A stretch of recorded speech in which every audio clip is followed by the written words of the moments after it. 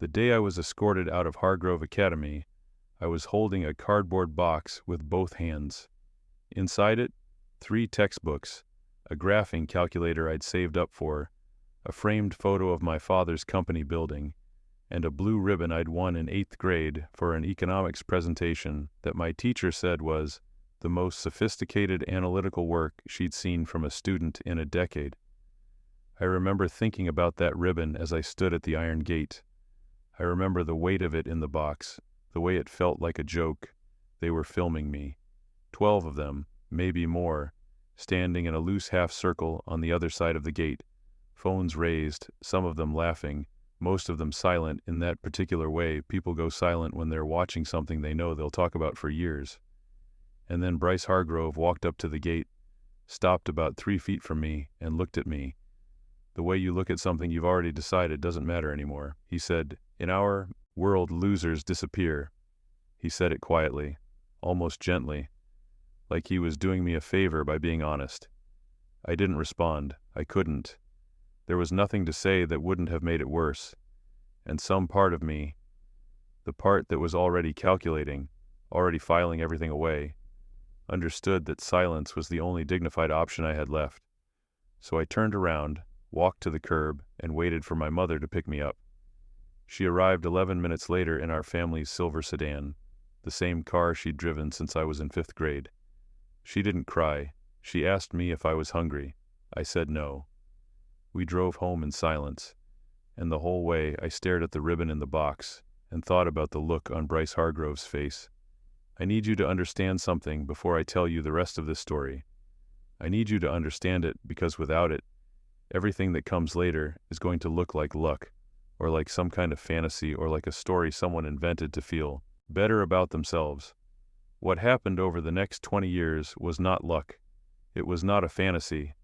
It was the most deliberate, exhausting, costly project I have ever undertaken in my life. And when I finally walked into that boardroom, when I set those 3 folders on that table and watched Bryce Hargrove's face go absolutely still, I was not the same person who had stood at that gate holding a cardboard box. I had become something else entirely, something colder, something far more patient, something that had learned, at great personal expense, that the most devastating thing you can do to a man who thinks he's already won is simply to wait. I didn't disappear. I just waited until it was his turn to lose. And I want to tell you exactly how that happened, every part of it. My family's name in this city was Ellington. Not famous, not the kind of famous that gets you on magazine covers or charity gala invitation lists, but known, the kind of known that comes from 3 generations of a family operating a mid-sized manufacturing and logistics company in the same city, building relationships slowly, paying debts on time, keeping their word. My grandfather had started the company in the 1960s with his brother, my great-uncle, after they'd both come home from the military with nothing but the clothes on their backs and a handshake agreement about how to split profits. They had built something real. By the time my father inherited his share of it, Ellington Industrial had about 200 employees, long-term contracts with 4 municipal governments, and a reputation for reliability that was worth more, my father used to say, than any advertisement they could have bought. I grew up in that company the way some kids grow up in churches. It was the backdrop of everything. Summer afternoons in my father's office, watching him review contracts, while the afternoon light came through the blinds and made long stripes across the desk. Saturday mornings, in the warehouse, where the floor supervisor, a heavy-set man named Marcus who smelled like machine oil and always had a toothpick in his mouth, would let me ride on the freight elevator if I promised not to touch anything. The warehouse had a particular smell, metal and cardboard, and a particular industrial grease they used on the conveyor systems, and when I smell anything close to it now, 25 years later, I am immediately 10 years old again, watching the floors pass through the gap in the elevator cage and feeling like I was briefly in charge of something that mattered. I understood, from a very young age, that this company was not just a business. It was the physical representation of everything my family had worked for, and it carried a weight that went beyond money. My grandfather talked about it that way.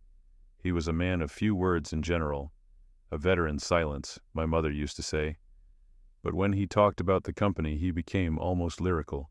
He talked about the first contract they'd ever signed, a delivery agreement with a city parks department that had paid them almost nothing, but had been the first proof that what they were building was real.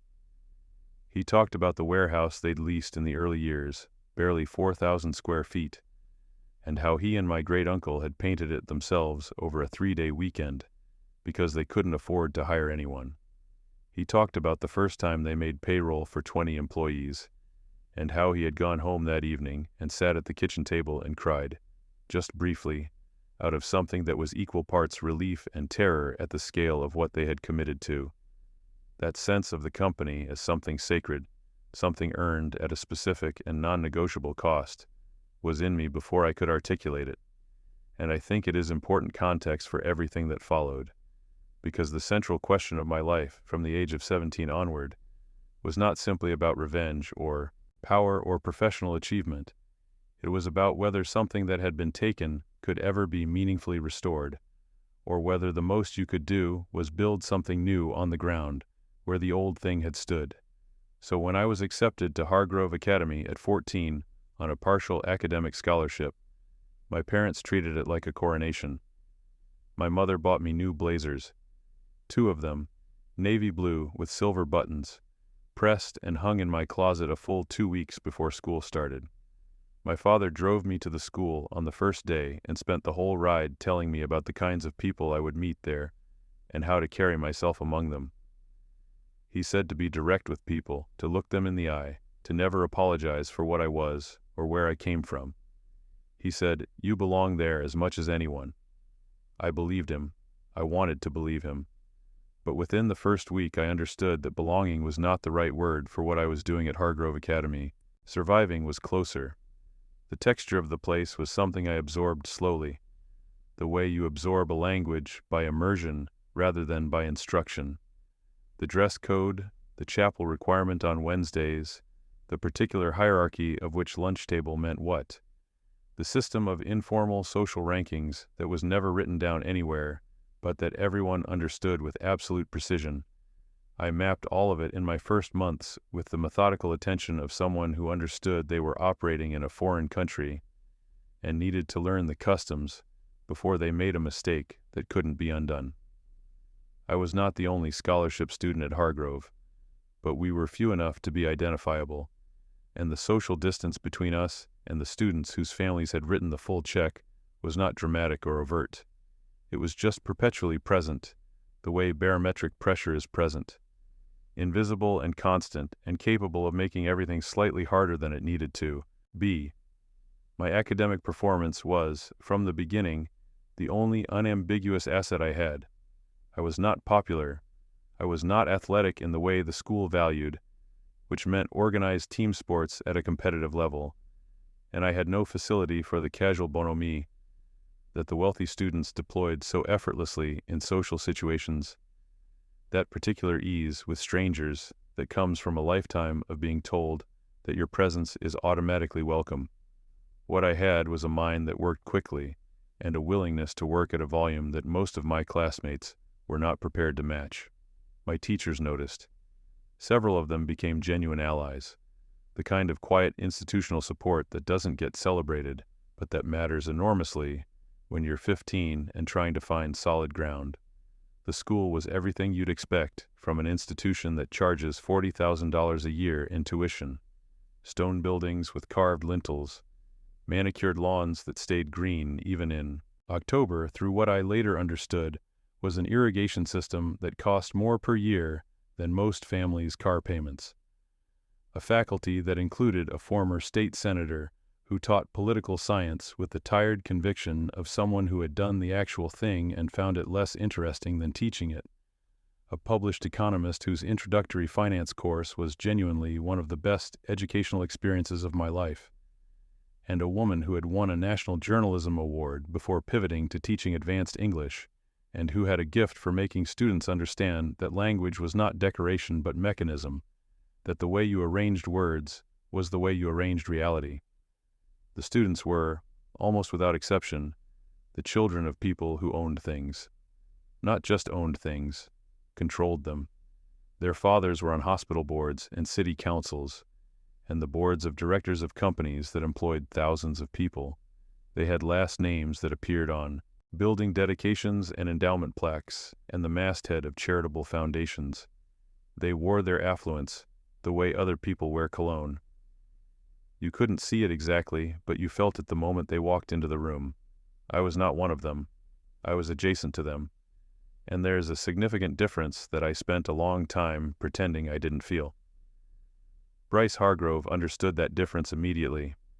I think he had a gift for it, a predator's instinct for detecting the precise location of the fault line between people who truly belong somewhere and people who are merely allowed to be present. He was tall, athletic without being disciplined about it, handsome in a way that reads as authority in photographs, the kind of face that certain institutions are designed to produce, all clean lines and easy confidence, the physical result of good nutrition and expensive orthodontics, and a childhood in which no one had ever seriously doubted him. His father, Trevor Hargrove, was one of the 3 largest individual donors to the school's endowment fund, a fact that was technically never announced publicly, but that every student somehow knew, the way students always know, the invisible financial structures that underpin the world they occupy.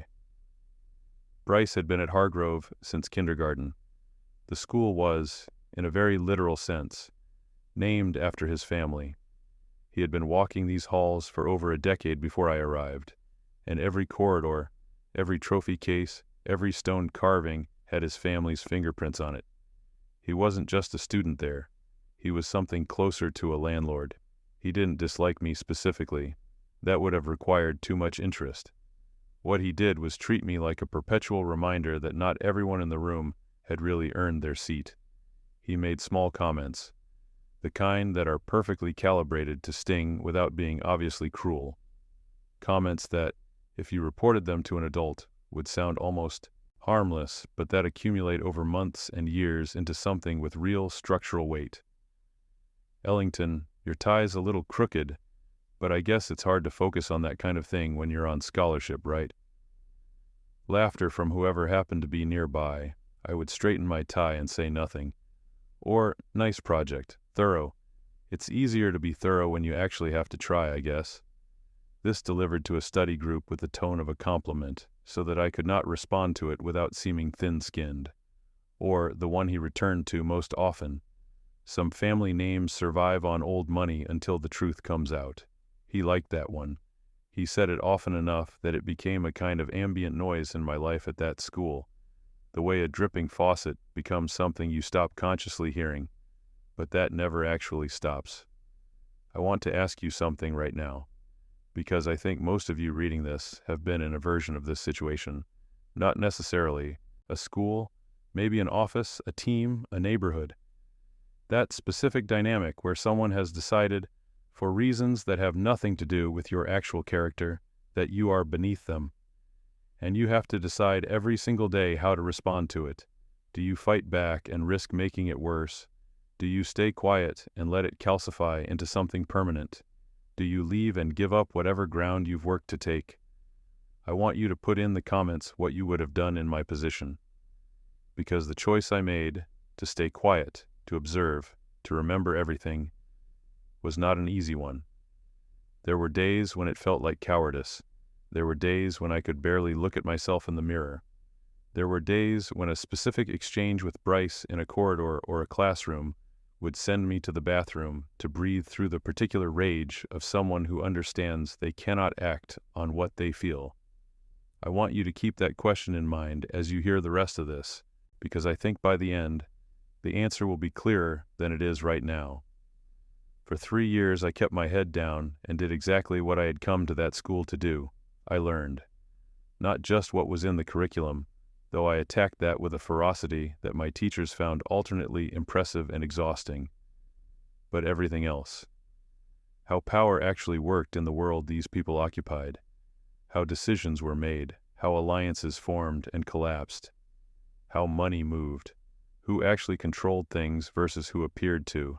the difference between the people who had power and the people who merely had access to it, and how those two categories overlapped and diverged in ways that were not visible from the outside. I watched and I listened and I took notes, sometimes literally, in a small notebook I kept in my jacket pocket that I filled with observations that would have seemed strange to anyone who found them.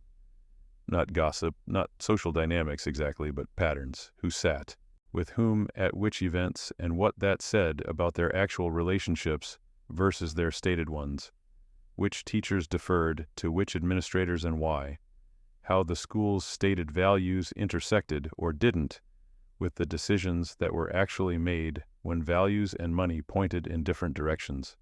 By the time senior year began, I had a clearer picture of the invisible architecture of influence in this institution than most adults 3 times my age who had been working within it for years, and I had developed, through the specific crucible of those 3 years, a patience that I did not know I was capable of until it was forged in me by necessity. Senior year brought the Meridian Business Competition. It was an annual event that the school treated with almost theatrical seriousness, a multi-week project in which seniors developed original business research and presented it to a panel of judges that included several actual local business figures. Past winners had gone on to prestigious internships and early admissions to top business programs. It was, in the ecosystem of Hargrove Academy, a genuinely significant thing. I had been planning my entry for most of junior year.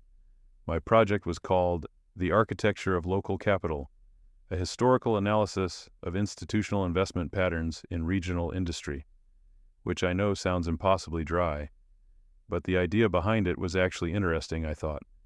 I wanted to trace the flow of money through the city's industrial sector over the past 50 years, using public records, archived financial reports, newspaper articles, and court documents to show how certain patterns of capital allocation, who invested in what, when, and why, had determined which companies survived and which ones didn't. It was the kind of research I genuinely loved.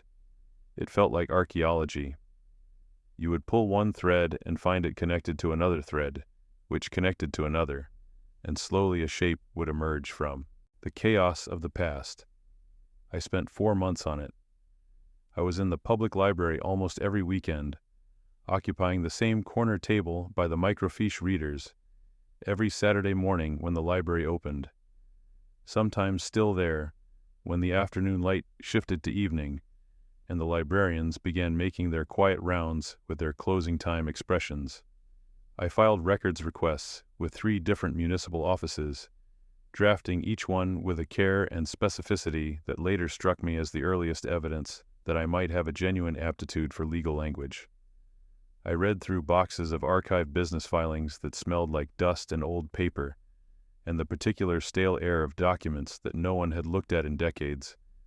The specific smell of stored time, if that makes sense, the olfactory signature of things that happened and were recorded and then forgotten. And I made connections, thread by thread, year by year, company by company. The economic history of this city's industrial sector was not a random walk. It had a shape. It had a logic. Follow the money carefully enough and patterns emerge that are not random at all, and those patterns tell you something about who held power and why, and what they did with it when no one was watching. About 6 weeks before the presentation date, I found something I was not looking for.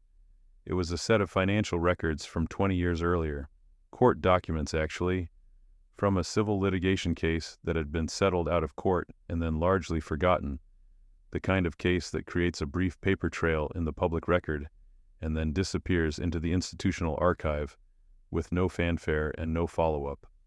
The case involved a company called Ellington Industrial, my family's company, and as I read through the filings, sitting in the archive room of the county records office on a Thursday afternoon in November, the fluorescent lights humming overhead, a clerk at a desk nearby eating chips from a bag, a picture began to take shape that I did not understand at first, and then understood too well. 20 years ago, my father's company had not simply struggled. It had been forced into near collapse through a series of financial transactions that, reading the documents carefully, did not look like ordinary business misfortune. They looked deliberate.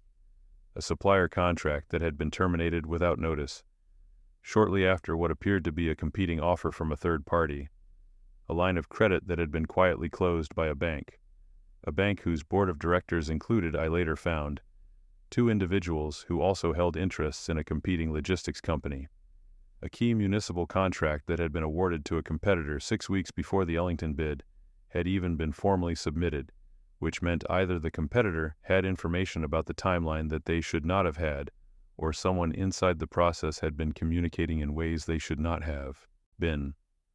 Each of these things, in isolation, could have been explained as ordinary business misfortune. Together, reading them in sequence, the pattern was unmistakable if you had the patience and the background to see it. And in the margins of those documents, in the transaction records, in the third-party payment chains, in the archived financial disclosures that accompanied the settlement, I found the name Hargrove Holdings. I sat with that for a long time. I sat there in that archive room while the fluorescent lights hummed, and the clerk finished her chips and left, and the late afternoon light faded from the small high window on the opposite wall, and I read those pages 3 times, 4 times. I was very careful about what I was allowing myself to conclude, because I was 17 years old, and I understood the gap between "this name appears in a document that also contains evidence of misconduct," and "this name is responsible for that misconduct."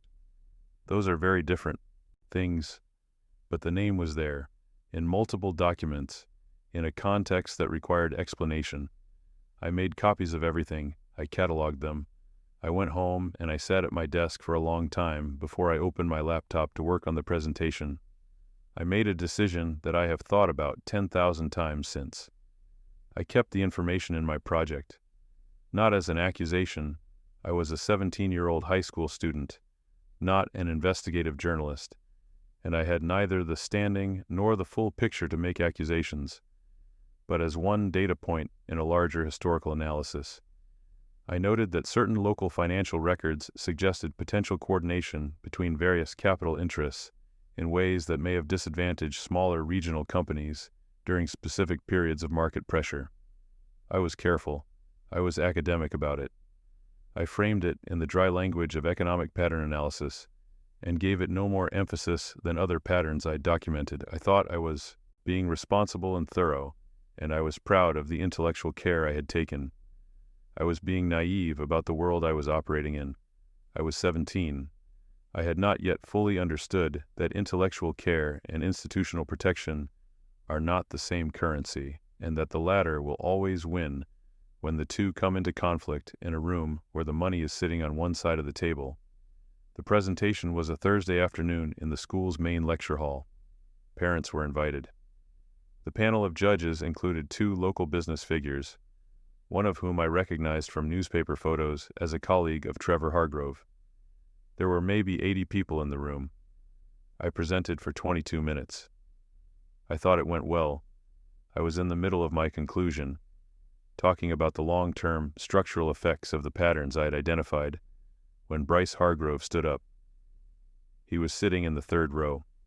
He stood up slowly, the way someone stands when they're performing for an audience rather than responding to an impulse.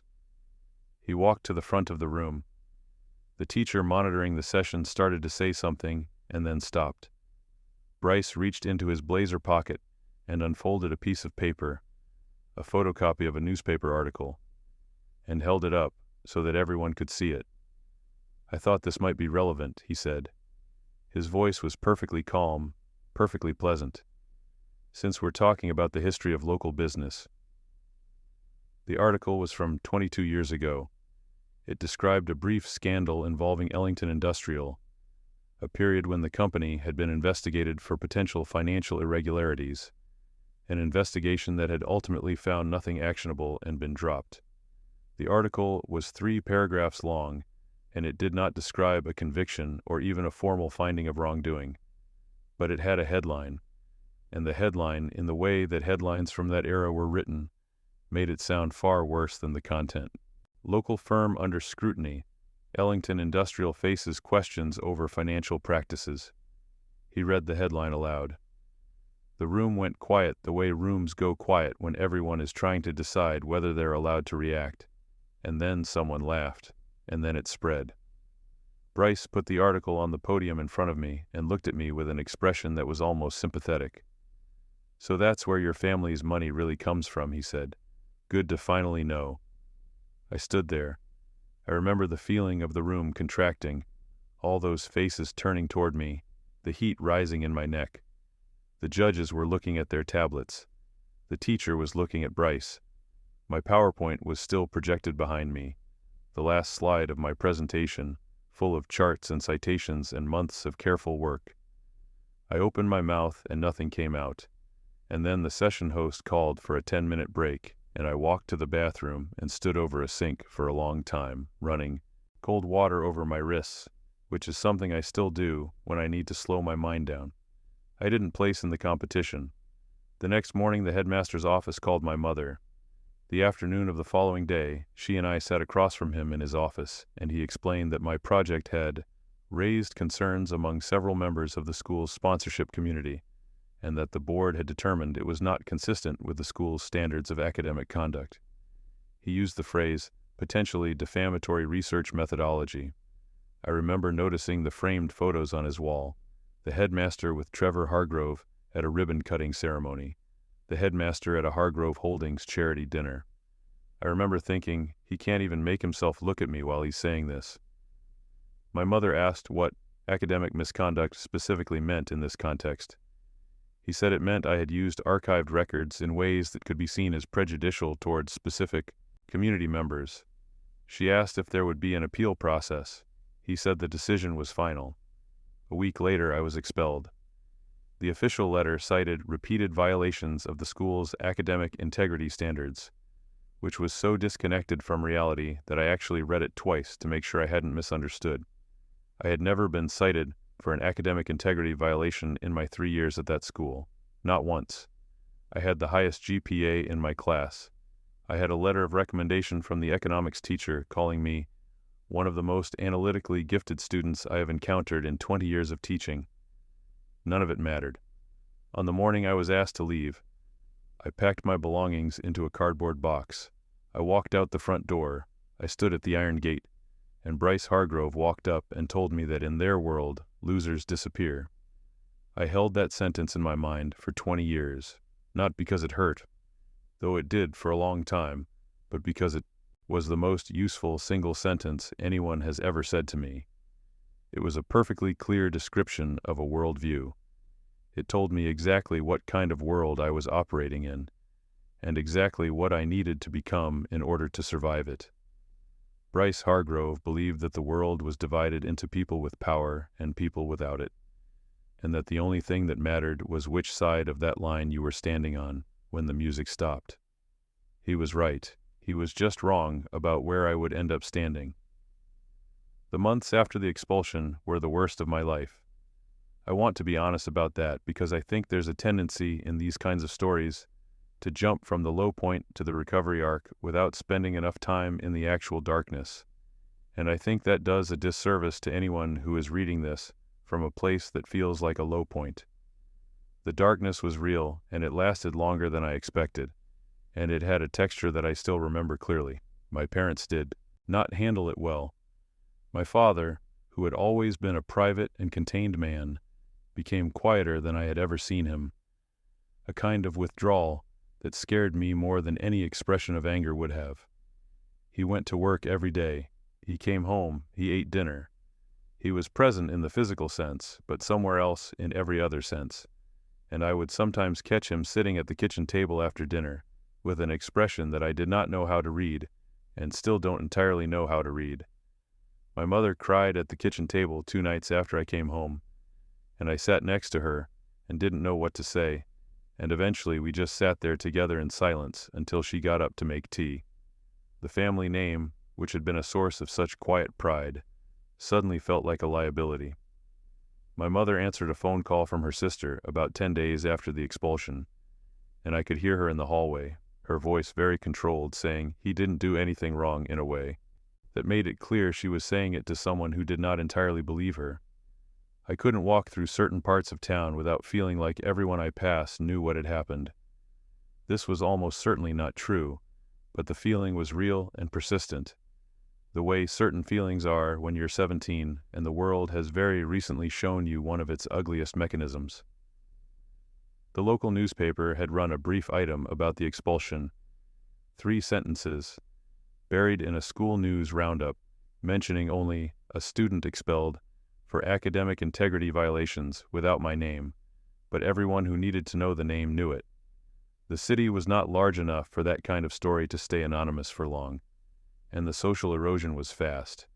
Friends I'd had at Hargrove, most of them not close, but the kind of ambient social connections that give a teenager a sense of place in the world, vanished almost immediately. Some of them stopped returning texts with no explanation, which in its own way was worse than an explicit rejection because it left no door to address or argue with, just a silence where a presence had been. A few of them sent messages I won't reproduce here, the kind of digital cruelty that teenagers deploy when they want to demonstrate their loyalty to a dominant social group by kicking something that's already down. One of them, a boy I'd eaten lunch with 3 days a week for 2 years, a boy named Austin who had seemed genuinely decent, who had lent me notes once when I was sick and who had laughed at my jokes and never treated me the way Bryce did, posted a comment on a social media photo that I'd been tagged in. Something about how some people aren't what they seem, with a winking emoji. I unmuted him and read it, and then I set my phone face down on my desk and I made a decision. I deleted every social media account I had, all of them. I made myself invisible online, not because I was ashamed. I knew I had done nothing wrong, and I was clear-eyed enough at 17 to understand that what had been done to me was institutional protection of a financial interest, not an actual finding of wrongdoing, but because I understood, with a clarity that felt almost preternatural, that I needed to remove myself from the information stream entirely. Every post, every comment, every visible reaction was data that could be used against me, evidence of a presence that could be mocked or weaponized. Disappearing from online view was the first genuinely strategic thing I ever did. I have never fully returned. Put in the comments whether you've ever had to make yourself invisible to survive a situation. I think more people have done this than admit to it. I enrolled at Caldwell City College the following January. It was a reasonable institution, solid faculty, good resources, but it was not Hargrove Academy. The students were different. The atmosphere was different. The culture was different. At first, I resented it.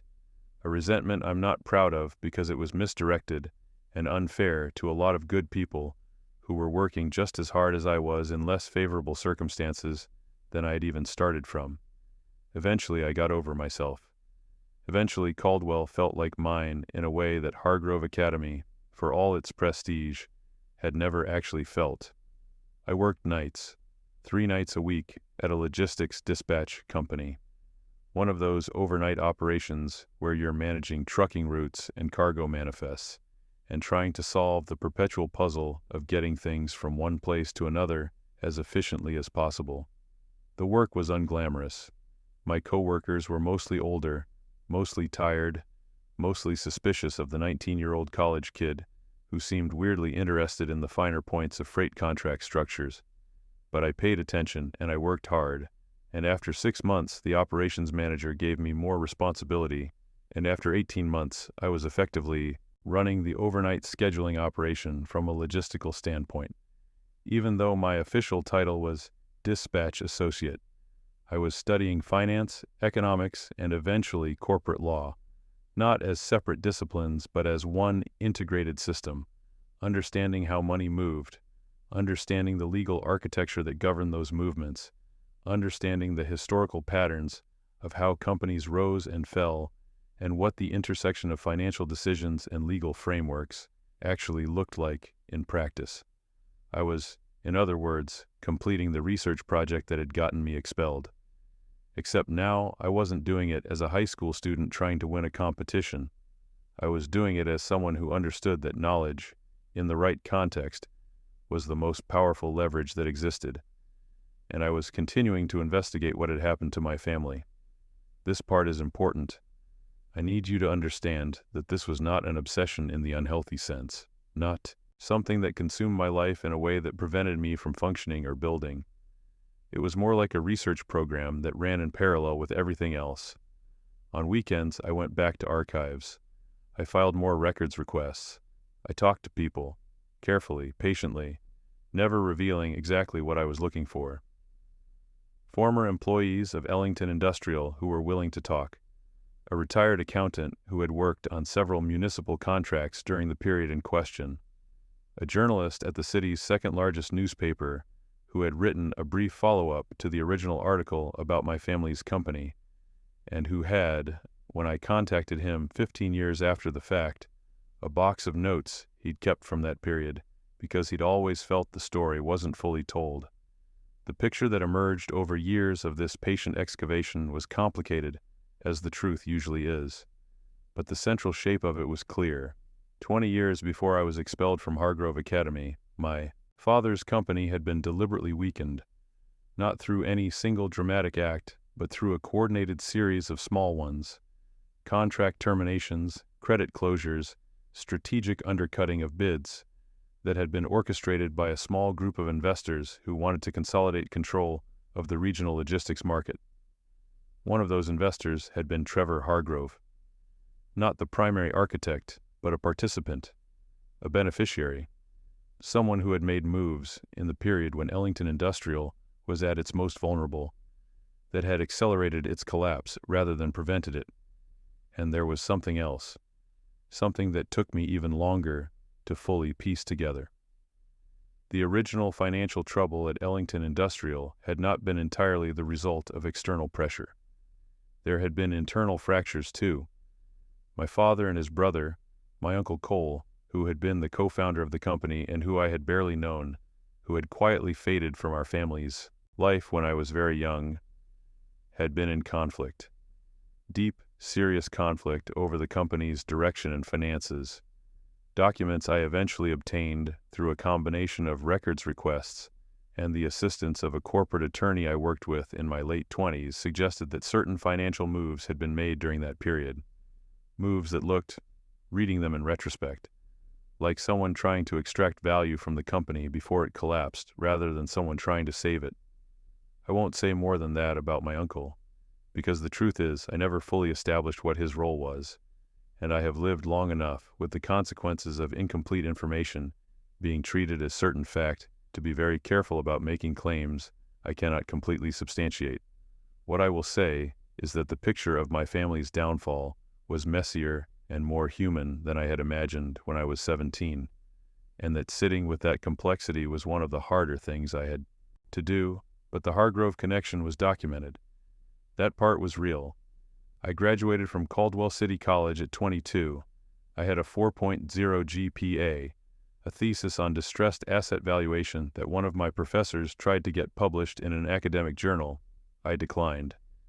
I wasn't ready for that kind of visibility, and more practically, I did not want the research methodology I had developed to be publicly documented at that stage of my career, and a clearer sense of direction than most people twice my age.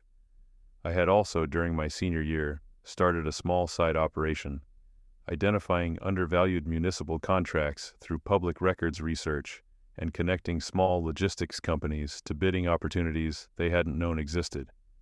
I charged a finder's fee. It was modest, but it was mine, and it worked.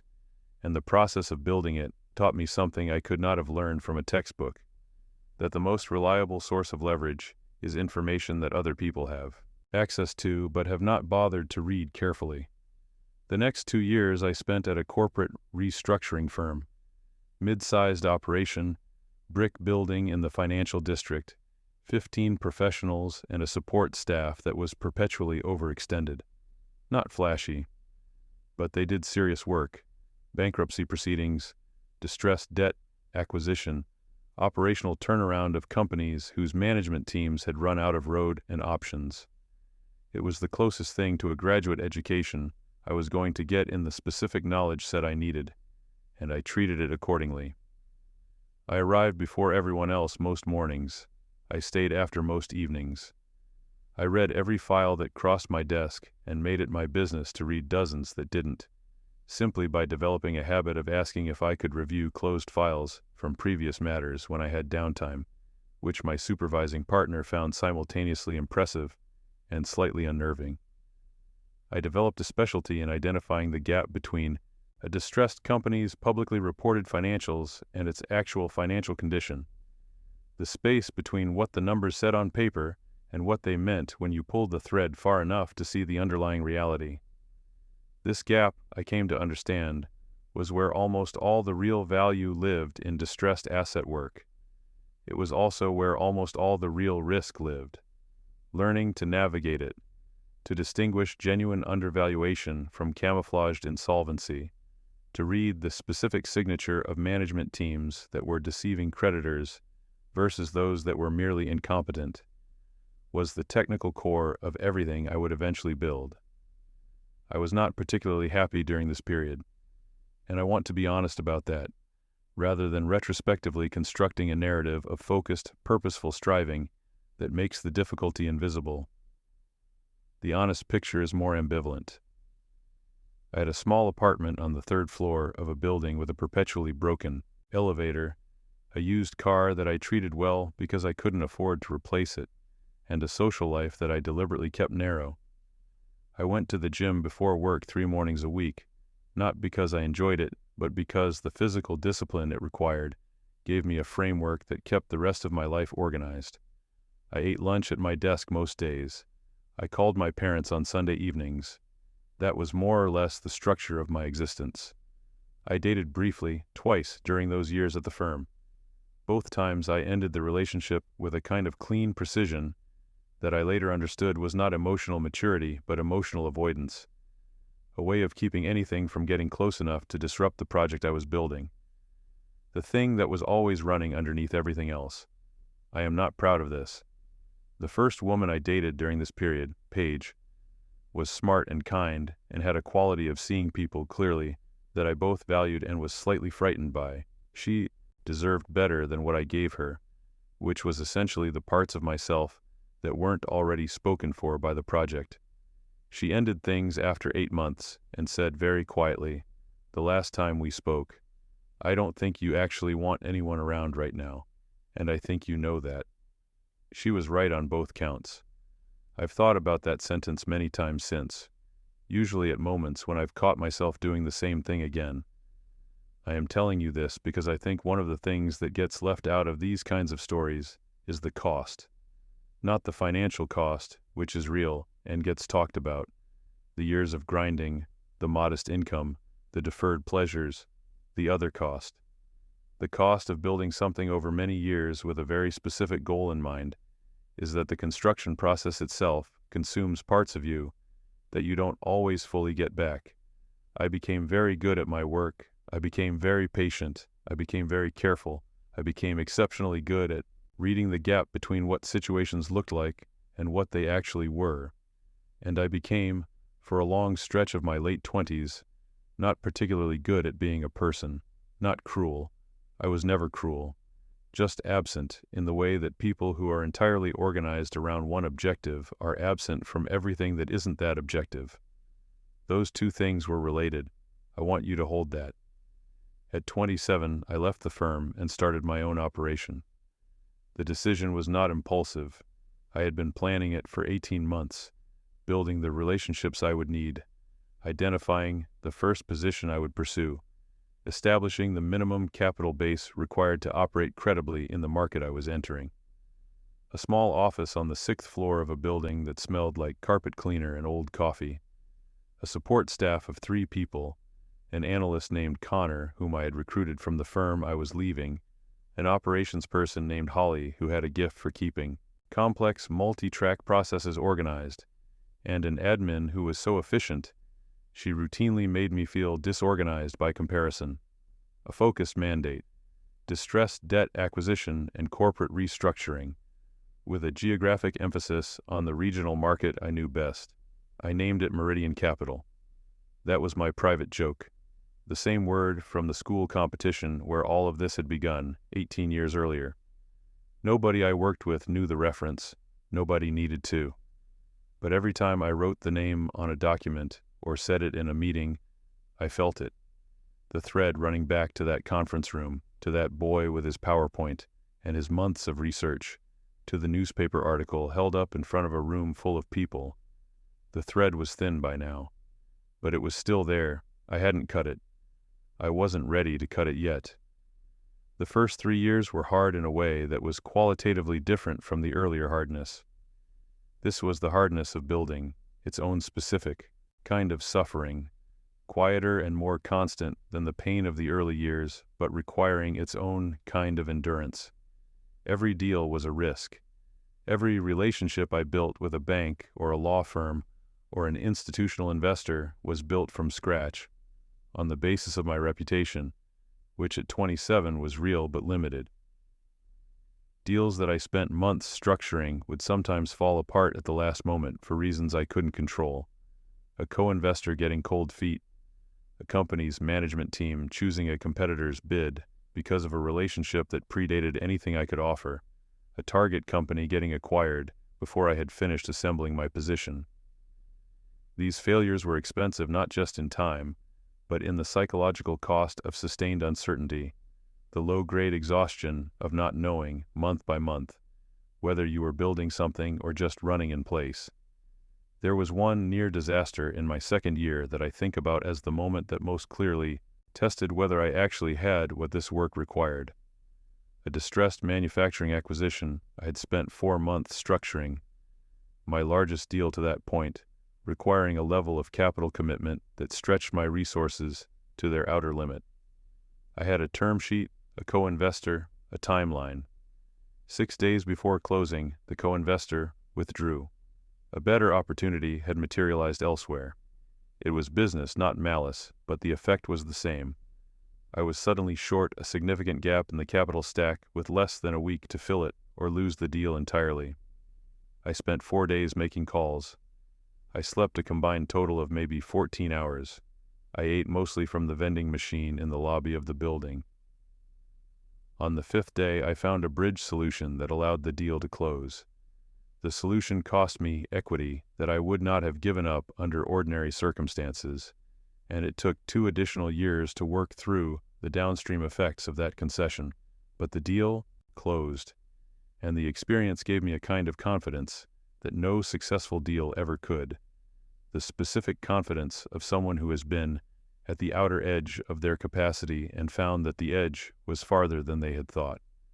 I made mistakes during those years, some operational, a few positions I should not have taken, 2 exits that I held too long out of stubbornness that cost me meaningful returns, and one mistake that I consider the most significant strategic error of that period.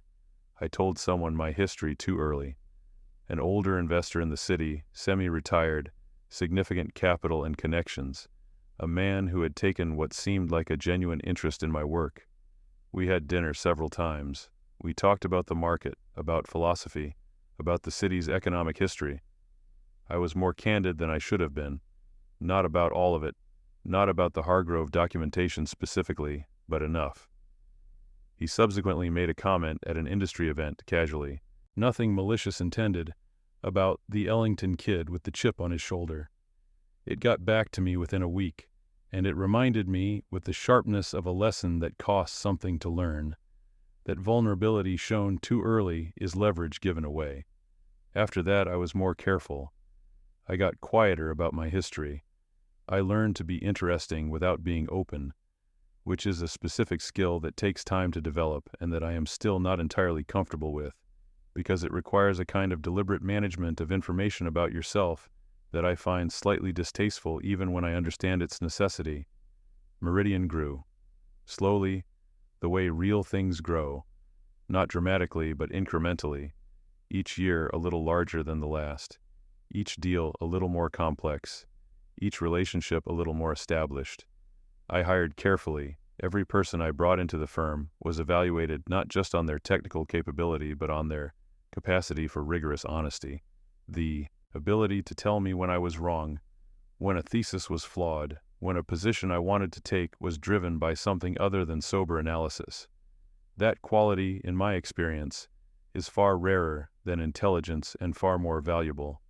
I found it in Connor and Holly, and later in a financial analyst named Miles, who had the specific and extremely useful skill of being able to explain complex financial structures in plain language, without losing any of the essential precision.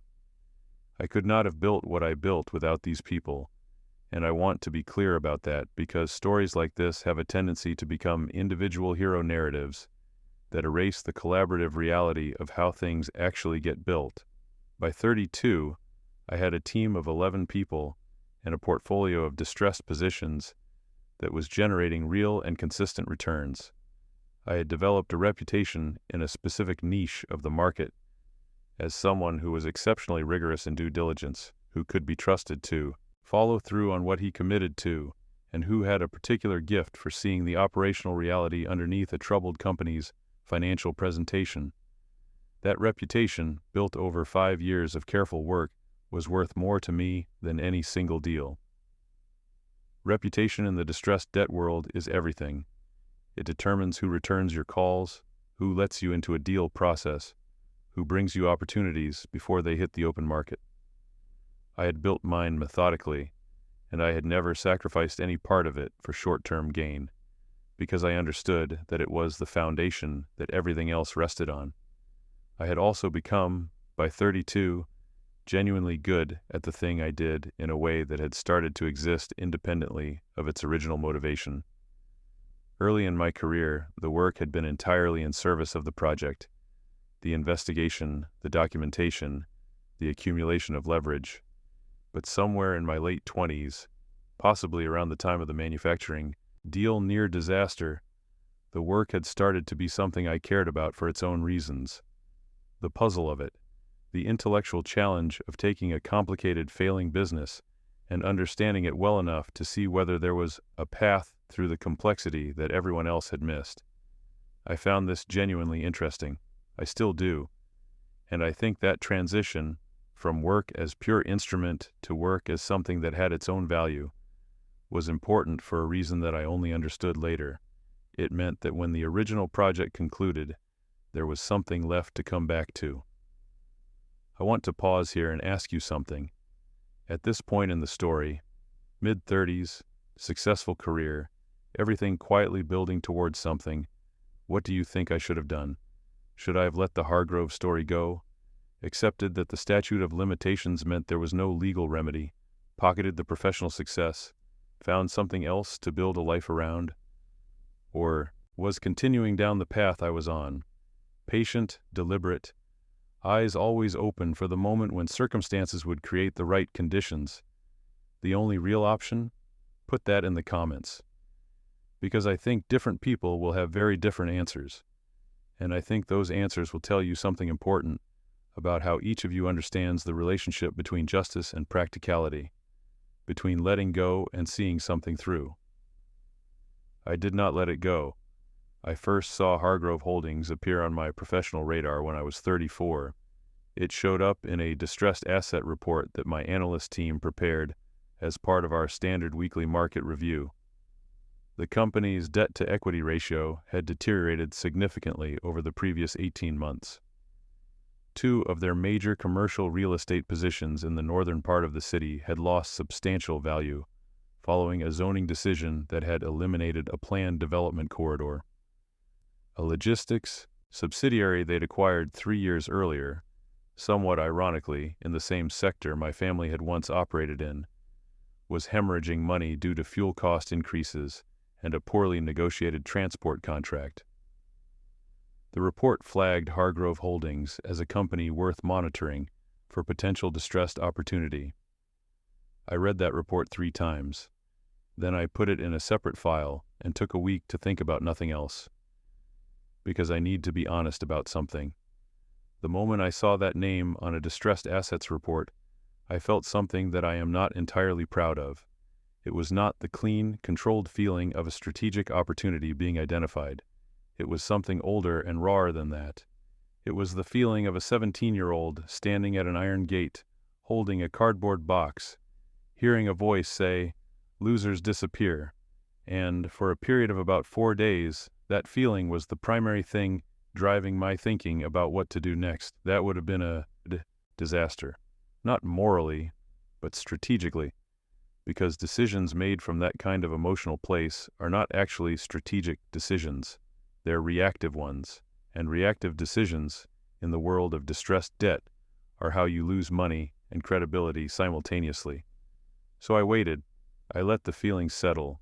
I put it in a box, a mental one this time, and I went back to work on other things, and I let about 3 months pass. I went to the archives again. I reviewed everything I had accumulated over the years about the connection between Hargrove Holdings and my family's company. I had it analyzed by an outside attorney with no connection to my firm, framed as a historical research question about corporate liability. His assessment was that the documented patterns could potentially support a civil action, but that the statute of limitations on most of the relevant claims had long since run. Not a legal remedy, but documentation. Then I had my team do a comprehensive financial analysis of Hargrove Holdings' current position. 6 weeks of work. I did not tell them why I was interested, only that I wanted a thorough picture. What they found was not surprising given the summary from the earlier report, but the detail was illuminating. The company had been managed for the past decade in a way that consistently prioritized short-term optics over long-term financial health. Debt had been used not for strategic investment, but to paper over operational inefficiencies. Several assets had been undervalued on their books in ways that were, at minimum, aggressive, and in one instance, difficult to explain through any legitimate accounting rationale. The current leadership team, which included Bryce Hargrove in the role of Executive Vice President of Business Development, a title that meant, in practice, that he was the face of the company at events and dinners, while actual business decisions were made by a small group of executives who were themselves deeply invested in maintaining the status quo, was not equipped to navigate the restructuring that the company clearly needed. Bryce's father, Trevor, had stepped back from day-to-day operations 5 years earlier, following a health episode. He retained a board seat, but was, by all accounts, no longer an active force in the company's direction. The Hargrove name was still on the building. The Hargrove influence was, functionally, diminished. I spent 8 months building a position. This is the part of the story where I need to talk about the actual mechanics, because I think it matters. A lot of these kinds of stories are vague about the how, because the how is complicated and doesn't make for compelling narrative. But I think the how is the most important part, because it's where the discipline actually lives. Here's what I did, in simple terms. I identified the largest holders of Hargrove Holdings' outstanding debt. Various commercial lenders and institutional investors who had been patient creditors but who were increasingly nervous about the company's trajectory. I approached them, one by one, over a period of months, through the established channels of the distressed debt market, and I made offers to purchase those debt positions, not at face value, at a discount, reflecting the distressed nature of the underlying asset. Some of them were reluctant. Some of them were relieved. All of them eventually sold because I had done my homework and I knew what each position was worth, and I made offers that were fair within the framework of the market. I was not the only buyer. That was important. I had 2 co-investors, our colleagues I had worked with on previous deals, who understood the distressed space and who were in this for the same reason any investor takes a distressed position, because they believed there was value to be extracted. I was transparent with them about the operational thesis. I was not fully transparent about my personal history with the company. That was a deliberate choice. The investment thesis was sound on its merits, and I did not want it contaminated by the perception that it was personal. It was personal, but it was also sound on its merits. By the time Hargrove Holdings board finally acknowledged that the company needed outside help, Meridian Capital and its co-investors collectively controlled a majority of the company's outstanding debt. In the capital structure of a distressed company, that means something very specific. It means that we effectively held the power to determine whether the company was restructured, refinanced, or liquidated. The board could negotiate with us, or they could watch us force a liquidation process through the courts that would destroy whatever residual value remained. They called for an emergency board meeting. They requested the presence of the new majority debt holder. The meeting was scheduled for a Tuesday morning in February, 11 in the morning. I took a car, not a cab. I wore a suit that I had made for me 2 years earlier at a tailor in the city's financial district. Dark charcoal with a very faint chalk stripe, cut close but not aggressive. I did not bring a large delegation, just my general counsel, a woman named Erin who had been with Meridian since its 4th year, and who was one of the most composed and technically precise people I had ever worked with, and my lead analyst on the deal, a young man named Connor who had the ability to absorb and recall the financial details of a complex position with a facility that still sometimes amazed me. The Hargrove Holdings boardroom was on the 22nd floor of a glass building downtown. I had been in that building before, years earlier, for a different meeting with a different company. I remembered the lobby. The elevator had a mirror on the back wall, and I looked at myself in it on the way up, and I had a moment, brief, unexpected, of feeling very young, not in a frightened way, more like a structural recognition. The 17-year-old who had stood at that gate was still in there. Behind all the years and the work and the accumulated competence, he had been the fuel for all of it. He was still the fuel. I acknowledged him, which is the closest thing to sentimentality I allowed myself that morning, and then I straightened my jacket and watched the floor numbers increment upward. The boardroom was a long room with floor-to-ceiling windows on one side looking out at the city.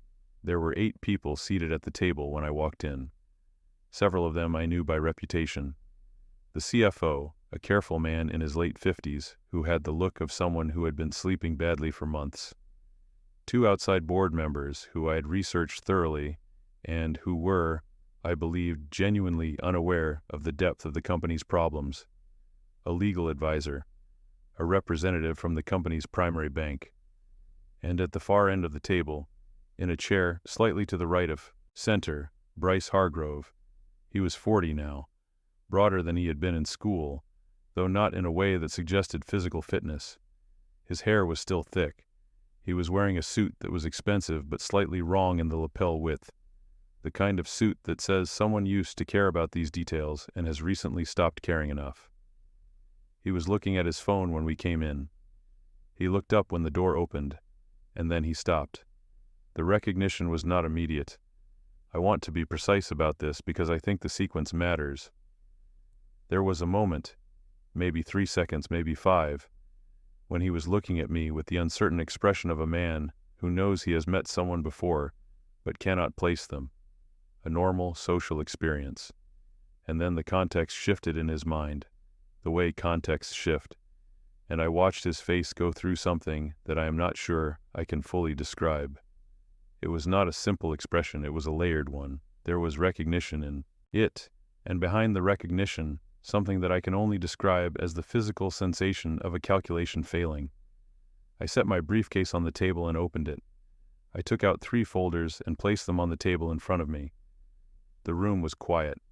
I looked at each person at the table in turn. I made it methodical and I made it calm. Then I spoke. "Thank you for making time," I said. My voice was calm. I had rehearsed this not as performance, but as engineering.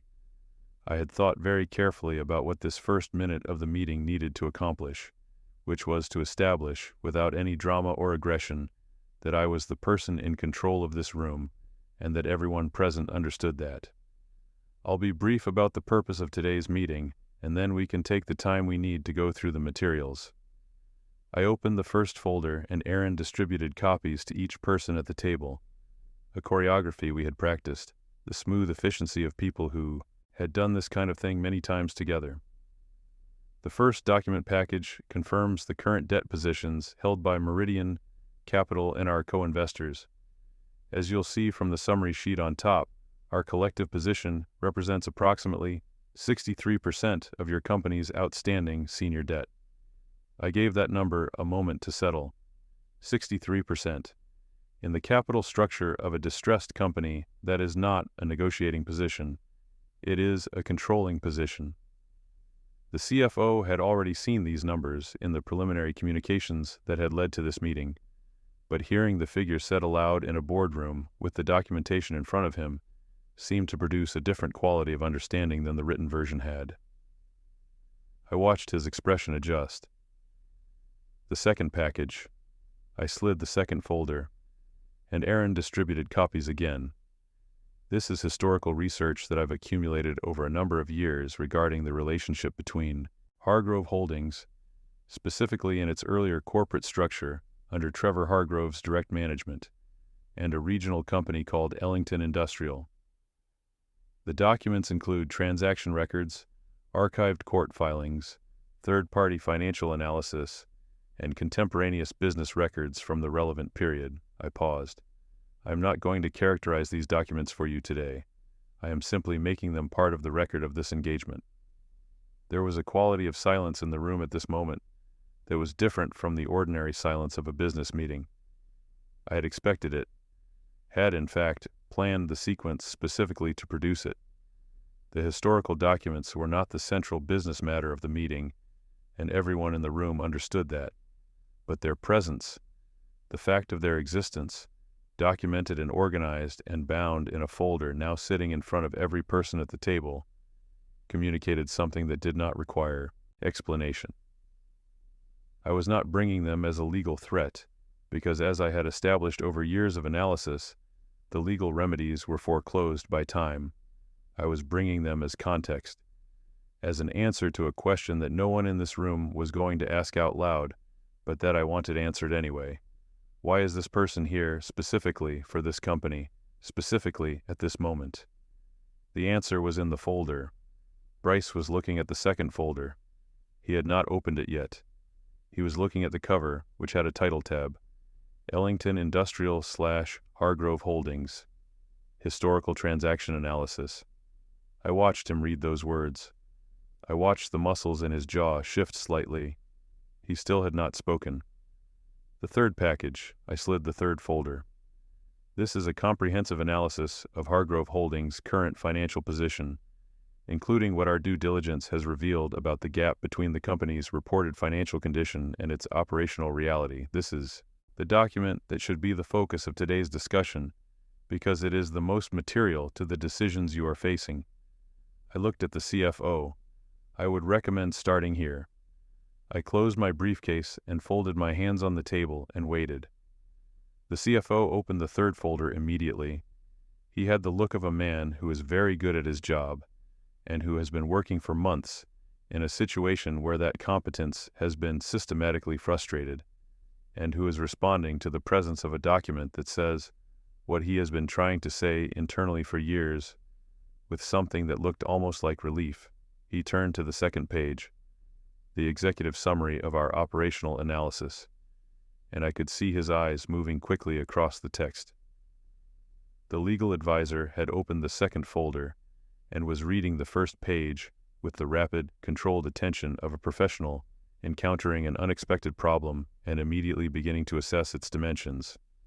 One of the outside board members, a woman in her mid-50s, who had the bearing of someone who had sat on enough boards to develop a very efficient relationship with bad news, had opened the third folder and turned directly to the back section, which was our restructuring proposal. She was reading it with the economical focus of someone who wants to understand the bottom line before investing time in the detail.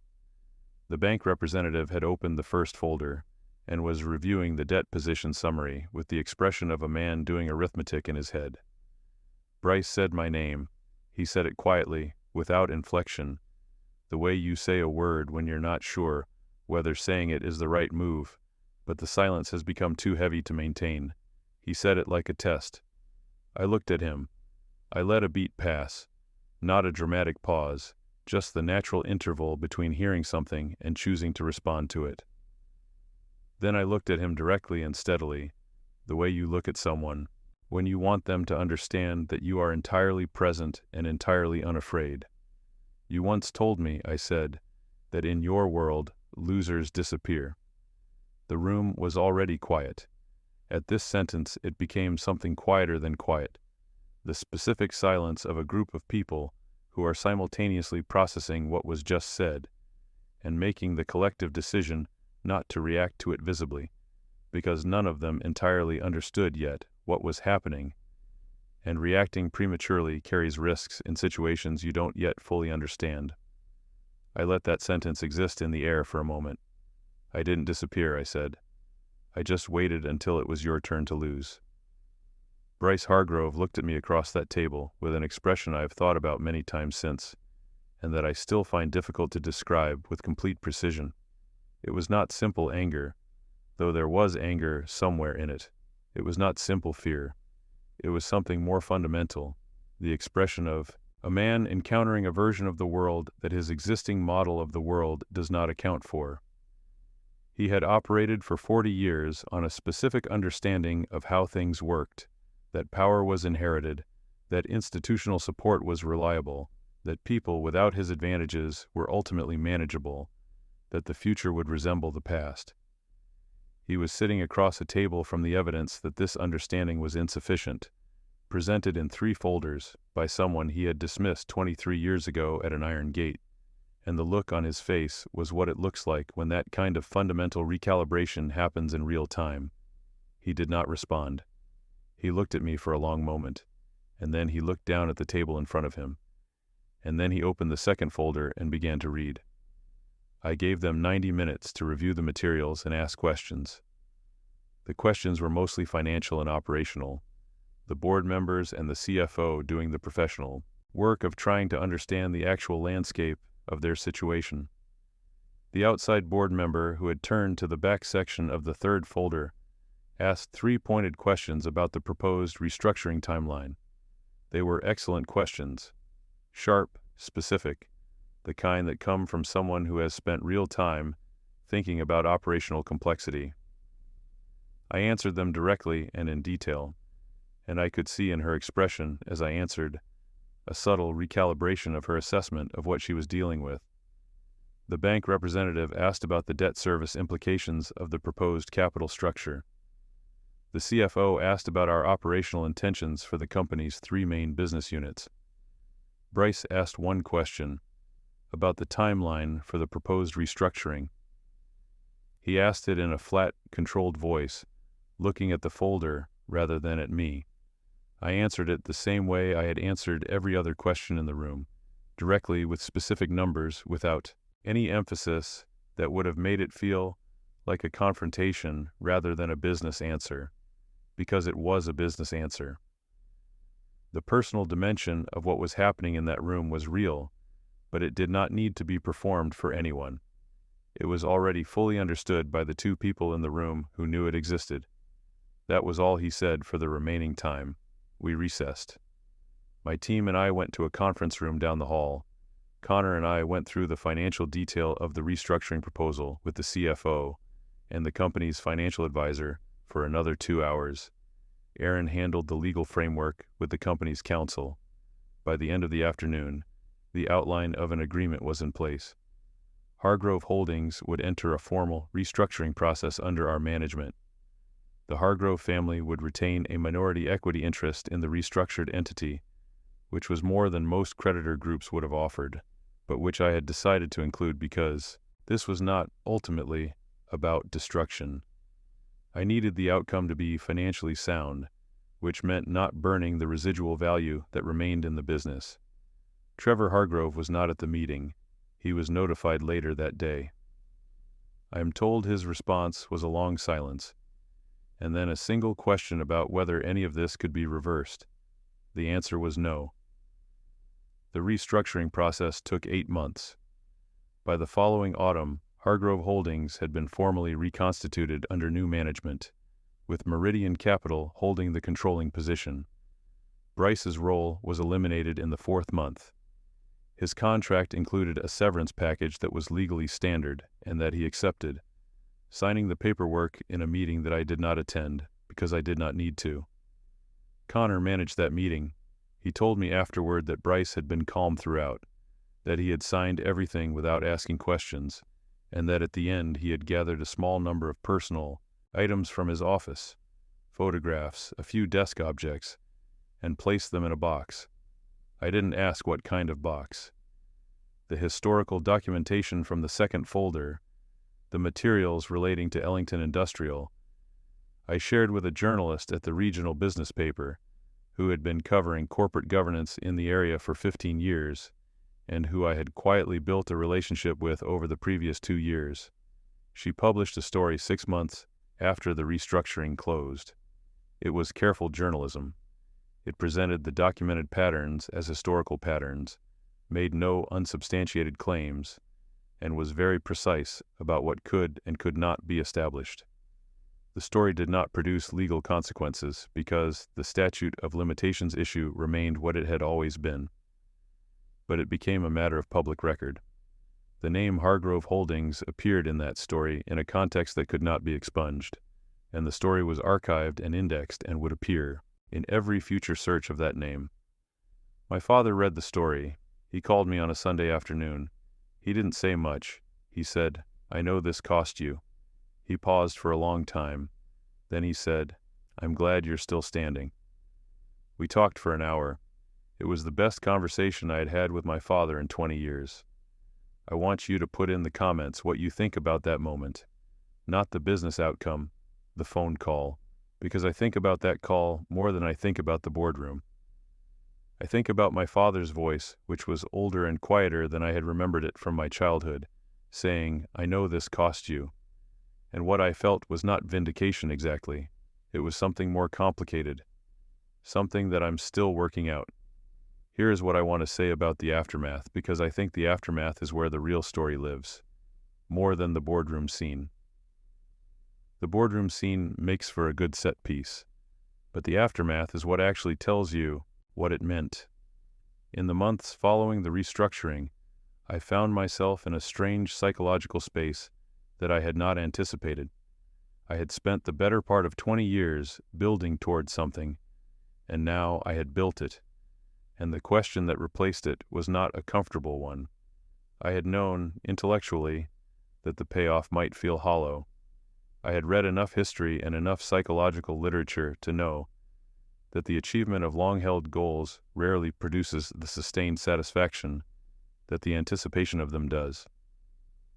I had told myself I was prepared for that. I was not fully prepared for it. Bryce Hargrove was no longer relevant to my professional life. He had signed his paperwork, taken his box, and disappeared from the company. I had heard through secondary sources that he had moved to another city, that he was involved in some smaller real estate venture, that he was keeping a low profile. He did not contact me. I did not expect him to. We were done with each other in any transactional sense. And yet the absence of him from my concerns, which should have felt like relief, felt at first more like a kind of disorientation. He had been the organizing principle of so much of my thinking for so long that his removal from the equation left a strange silence. There was one moment, about 4 months after the restructuring closed, that I want to tell you about. I was in my office late on a Friday evening, working through a new deal, when my assistant knocked and told me that there was a call from someone asking for me personally, not for the firm. She said the person had declined to give their name, but had said it was a personal matter. I asked her to take a message. She came back 5 minutes later and said the person had said only, "Tell him it's Bryce. I just wanted to say something." I sat with that for a moment. My assistant was waiting. "Tell him I'm not available," I said. And I went back to the document I was reading. She came back once more and said he had asked if I would be available at another time. "No," I said, "I won't be." I don't know what he wanted to say. I have genuinely thought about it. I have imagined it being an apology, and I have imagined it being an attempt to negotiate something, and I have imagined it being simply a desire to be acknowledged. The need of someone who has lost everything to have the person who defeated them at least confirm the reality of what happened. Any of those things might have been true. None of them changed my answer. I had nothing I needed from that conversation, and I no longer owed him anything. Not time, not attention, not even the small dignity of being available. The door was closed. It had been closed the moment he walked out of that building with his box. It would stay closed. This is the part of these stories where people sometimes say, "and then I felt free." I want to be careful about that language because I think it oversimplifies what actually happened. There was something that felt like release, yes. A long-held tension in my body that I had been carrying for so long I had stopped noticing it, which began to slowly loosen in the months following the restructuring. A quality of sleep that improved. A capacity for something like ordinary pleasure, a good meal, a conversation with a friend that had been slightly muted for years and that began to become more present. These were real things. I was grateful for them. But free implies a return to a previous state, and I think that is the wrong metaphor. I did not return to anything. I could not. The person I had been at 17, standing at that gate, that person was gone. Not replaced exactly, but transformed into something else by the specific pressures of the 20 years that had followed. I had grown up in those years, obviously, but I had also grown harder in ways that I was not entirely at peace with. I had a difficulty with trust that was not going to resolve itself just because a business deal had closed. I had a habit of reading every interaction for its strategic dimension that sometimes made genuine connection feel effortful. I had constructed a life that was largely designed around a project that was now complete, and I had to figure out what came next without the organizing principle that had structured everything else. I started therapy 6 months after the restructuring. I say this not because it is dramatic, but because I think it is important to be honest about it. I had resisted it for years, not from any ideological objection, but from the specific avoidance strategy of someone who understood, on some level, that sitting in a room and examining honestly what had driven them for 20 years was going to be uncomfortable. It was. It remains uncomfortable. But it was also, in ways I am still unpacking, the most important work I have done since the restructuring closed. The question my therapist keeps returning to is not, how do you feel about what happened, but who do you want to be now that it's over? It sounds simple. It is not simple at all. Meridian Capital continued to grow. The Hargrove restructuring had generated returns that exceeded projections, and the visibility it created, not the personal history, which I kept entirely private, but the professional outcome, brought us larger deals and more sophisticated counterparties. We hired more people. We moved to a larger office. I was asked to speak at an industry conference, which I declined, and asked to join the board of a regional economic development organization, which I accepted. The work continued to be good. It continued to require everything I had, but it was no longer powered by the same fuel. I started thinking about Ellington Industrial again, not the story of its fall, but the possibility of something new. My father was in his late 60s. He had not run anything since the original company had fallen apart, and he would not want to, but the name was still good. The relationships that had built it were still, in some cases, still alive in the city's industrial memory. I began making quiet inquiries, nothing dramatic, just conversations, exploring whether there was a version of something new that honored what had come before without trying to resurrect it literally. That project is ongoing.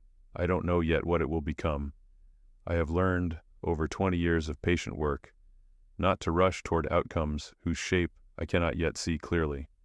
I have learned to let things develop at the speed they need to develop, to resist the temptation to force a resolution before the conditions are right. I know that sounds like a cliché. I know it sounds like something printed on a motivational poster, but I am telling you that it is the actual mechanism of everything I built, and I believe it is true. Let me tell you what I know now that I did not know when I was 17. Power is patient. It is almost always more patient than you think you have the capacity to be. The people who hold it over you in the short term are almost always spending their power down, not accumulating it. Bryce Hargrove spent 20 years doing what people do when they have been given status without the discipline to maintain it. He coasted. He built nothing new. He relied on what he had inherited rather than developing what he could have become. and by the time I was ready to act, there was almost nothing left to act against. The power he had used to expel me from that school had dissolved on its own. I'd simply arrived at the moment when the dissolution was complete, and I was positioned to be the one who formalized it. The second thing I know is that institutions will protect themselves before they protect you, always. The headmaster who expelled me was not a villain. He was an administrator who understood where the money came from and made the calculation that administrators in that position always make.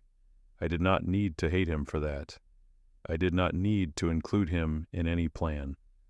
I only needed to understand the dynamic clearly and never again operate under the illusion that an institution's stated values were the same thing as its actual values. They are never the same thing. The third thing I know is that documentation is everything. Keep records, keep files, write things down. The archived court documents that I first found in a library as a 17-year-old research project, the newspaper articles, the financial filings, they were sitting in boxes for 20 years, waiting to be found by someone who knew how to read them. Most people walk past those boxes. I did not walk past. That is the whole story, in a sense. I did not walk past. And the last thing, the thing I am most careful about when I think about it, because it is the one that carries the most ambiguity. I won. I built what I set out to build. I did the thing that I promised myself I would do, standing at that gate with that cardboard box. And the outcome was exactly what I had imagined. Bryce Hargrove left a building holding a box, just as I had. The symmetry was complete. The circle was closed. And I am still figuring out what to do with the life that comes after the circle. There is a particular quality to sitting across from the person who destroyed a piece of your life and holding in your hands the documentation of everything, all the work, all the patience, all the years of not walking past the boxes and watching their face go still. I thought it would feel like a kind of wholeness, like something that had been broken being repaired. What it actually felt like was more like an end than a beginning. Not a beginning at all, just an end, which is, I suppose, what endings feel like when you finally reach them. I put the folders on that table. I said what I'd been waiting to say.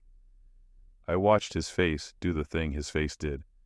And then the meeting continued, and the lawyers reviewed documents, and the numbers were discussed, and the world moved forward the way the world always moves forward, indifferent to the private histories of the people conducting its business, indifferent to the weight of 20 years pressing behind a sentence delivered in a boardroom at 11 in the morning on a Tuesday in February.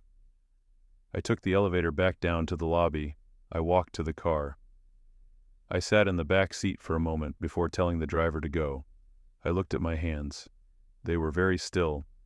I had a dinner that evening with Connor and Aaron and the rest of my team, a celebration of the deal closing, long overdue, at a restaurant I'd been told was good. I had a drink.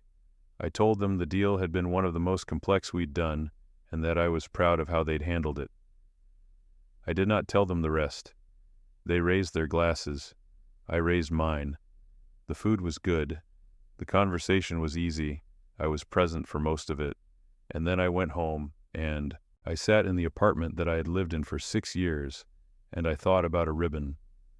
A blue ribbon from a school competition in a cardboard box on a curb in the cold, and what it had felt like to hold it, and how far it was from that curb to where I was sitting now, and how strange it is that the things that are meant to break you are also the things that build you, and how the two are always, in the end, the same thing.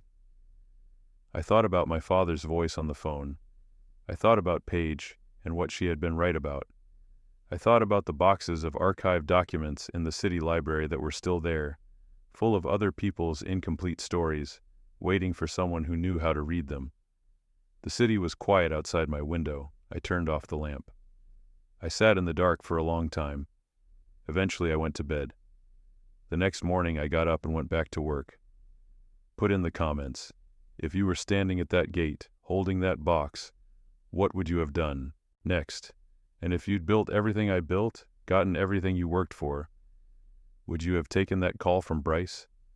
I think about those questions more than any others. I still don't have clean answers to either of them.